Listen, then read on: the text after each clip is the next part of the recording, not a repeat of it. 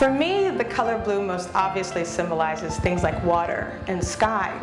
But for the Russian painter Wassily Kandinsky, blue had a much deeper meaning. It symbolized loyalty and it symbolized spirituality. For the Russian composer Alexander Scriabin, blue was the key of B major and B minor.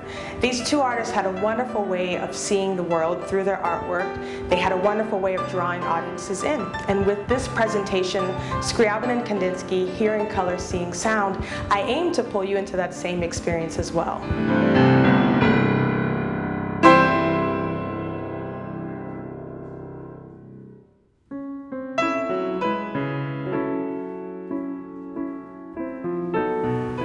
Alexander Scriabin and Wassily Kandinsky really believed in this idea of presenting complete art, or total artwork, this idea of fusing multiple forms of art. For both of them, it wasn't just about stimulating the mind or the eyes or the ears, it really came down to stimulating the soul. Scriabin and Kandinsky both professed to have a very fascinating condition called synesthesia. For them, when they heard sound, they also automatically and involuntarily saw specific color. For Scriabin, when he heard specific keys, he saw and associated those keys with colors. For instance, the key of C was the color red for him. Kandinsky experienced a very similar perception, but for him as well, color was associated with emotion.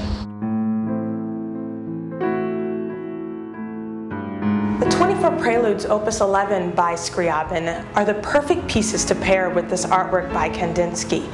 They're really short miniatures that perfectly capture very specific moods and atmospheres. And I think they happen to go quite perfectly with the mood and emotion that's captured in the color by Kandinsky. My goal for this presentation is that the audience really gets a sense of who these two revolutionary artists really were. I'd also like for them to understand what it was like for Scriabin and Kandinsky to create art in a time where the public was really interested in the idea of multi-sensory fusion and the idea of combining art forms. Ultimately, I would hope that if someone were to see Scriabin and Kandinsky, Hearing Color, Seeing Sound, they would walk away not quite being able to experience color and sound in the same way ever again.